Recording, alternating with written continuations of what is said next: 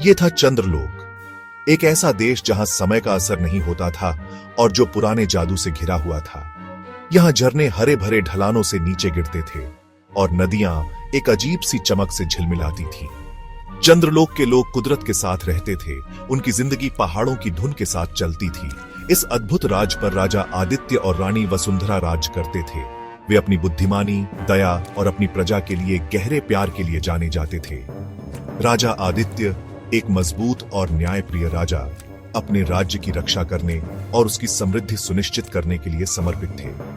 रानी वसुंधरा अपनी कृपा और बुद्धिमत्ता के लिए जानी जाती थी, अपनी प्रजा की जरूरतों का ध्यान रखती थी और यह सुनिश्चित करती थी कि पूरे देश में शांति बनी रहे। लेकिन इस स्वर्ग में भी एक साया मंडरा रहा था। शाही महल के अंदर पत्थर की परतों के पीछे छिपा हुआ और पुराने मंत्रों द्वारा संरक्षित एक गुप्त कमरा था। यह कालकक्ष था, समय का कमरा, एक ऐसी जगह जो सभी के लिए मना थी। इसका अस्तित्व केवल राजा और रानी को पता था, एक ऐसा रहस्य जो पीढ़ी दर पीढ़ी राजाओं को दिया जाता था। चंद्रलोक के लोग कालकक्ष और उस बोझ से अनजान थे जो उनके प्यारे राजाओं पर था। राज्य में जीवन शांति और समृद्धि में चलता रहा।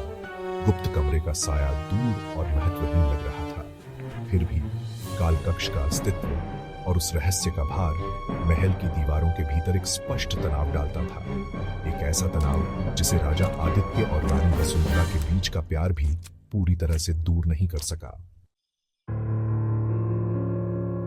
कालकक्ष रानी वसुंधरा के दिमाग पर भारी था। इसकी मौजूदगी एक ऐसी शक्ति की निरंतर याद दिलाती थी जिसे वह समझ नहीं पा रही थी। एक ऐसी शक्ति जिसने उसे डराया और उसे अपनी ओर खींचा। एक रात जब चांद ने महल को अपनी चांदनी में नहलाया, रानी वसुंधरा ने खुद को उस कमरे की ओर खींचा हुआ पाया। वह उसके भव्य दरवाजों के सामने खड़ी थी। उनकी ठंडी सतह पर प्राचीन चिन्ह खुदे हुए थे। कमरे के चारों ओर की हवा अलग महसूस हो रही थी, एक अनदेखी ऊर्जा से भरी हुई। एक अकथनीय शक्ति ने उसे आगे बढ़ने के लिए मजबूर किया, अंदर छिपे रहस्यों को उजागर करने की इच्छा।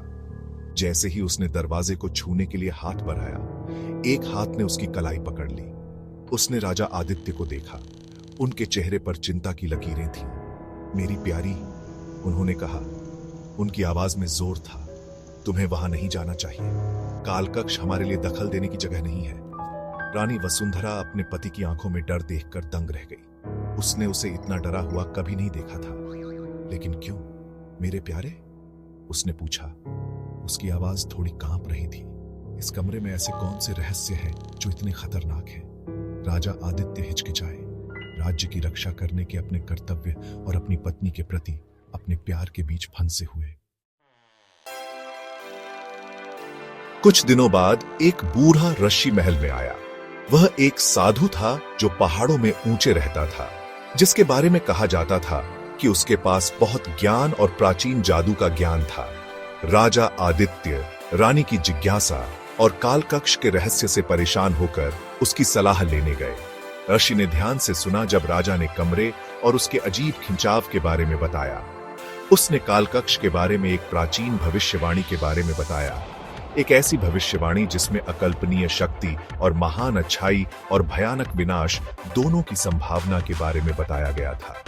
अंत में ऋषि ने कालकक्ष के बारे में सच्चाई बताई। उसने एक रहस्यमय फूल, चंद्र कुसुम, मून फ्लावर के बारे में बताया, जो केवल पूर्णिमा के प्रकाश में खिलता था। उसने समझाया कि यह फूल अपार शक्ति का स्रोत था, जो अमरता और अकल्पनीय क्षमता प्रदान करने में सक्षम था। लेकिन उसने चेतावनी दी कि फूल की शक्ति दोधारी तलवार थी। गलत हाथों में इसका इस्तेमाल दुनिया को अराजकता में डुबाने के लिए किया जा सकता था।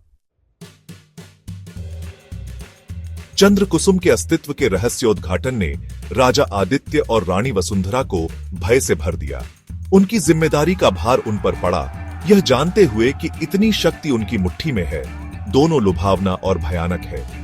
अब वे समझ गए थे कि कालकक्ष निषिद्ध क्यों रहा, पीढ़ियों से रहस्य की रक्षा क्यों की गई। साथ में उन्होंने मून फ्लावर को अछूता छोड़ने का फैसला किया। उन्होंने महसूस किया कि असली शक्ति चंद्र कुसुम को चलाने में नहीं, बल्कि इसके आकर्षण का विरोध करने में है। उन्होंने अपने राज्य पर विनम्रता और ज्ञान के साथ शासन करने का फैसला किया। यह जानते हुए कि सत्ता का पीछा सबसे शुद्ध दिलों को भी भ्रष्ट कर सकता है, और इसलिए काल कक्षशील रहा। चंद्र कुसुम को अकेले खिलने के लिए छोड़ दिया गया। चंद्रलोक का राज्य राजा आदित्य और रानी वसुंधरा के उदार शासन के तहत समृद्ध होता रहा, जो उनके ज्ञान और अपनी प्रजा के प्रति उनकी अटूट प्रतिबद्धता का प्रमाण था। मूनफ्लावर की कहानी एक किंवदंती बन गई, एक याद दिलाती है कि असली ताकत सत्ता में नहीं, बल्कि उसका विरोध करने के